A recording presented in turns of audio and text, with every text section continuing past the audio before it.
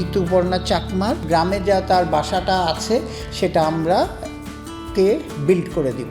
বাংলাদেশের নারী ফুটবলের উজ্জ্বল নক্ষত্র ঋতুপর্ণা চাকমা গত বছর নারী সাফ চ্যাম্পিয়নশিপে হয়েছিলেন সেরা খেলোয়াড়, আর এবার দেশের নারী এশিয়ান কাপে মূল পর্বে জায়গা করে দেওয়ার নেপথ্যে অন্যতম নায়িকা।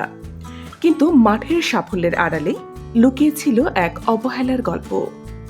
রাঙামাটির জীর্ণশীর্ণ ঘরে বাস করা এই ফুটবল তারকার পাশে দাঁড়ালো বাংলাদেশ ক্রিকেট বোর্ড বাড়ি করে দেওয়ার প্রতিশ্রুতি দিয়ে।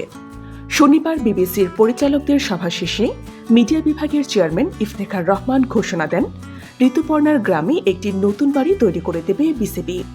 রাঙামাটিতে টিনের চালা ও বাঁশের বেড়ার ছোট ঘরে মামের বসবাস।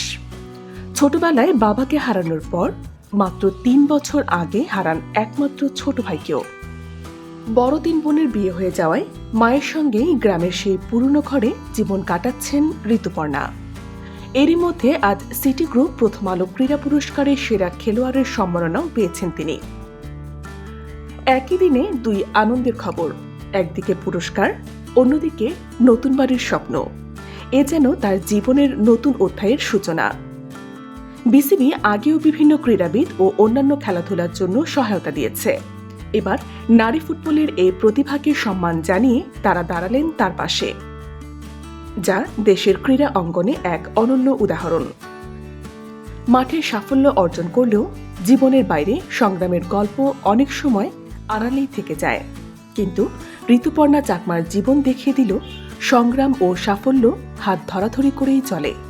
হয়তো এই নতুন বাড়ি শুধু ইট পাথরের ঘর নয়, বরং তার স্বপ্ন ও প্রেরণার নতুন ঠিকানা।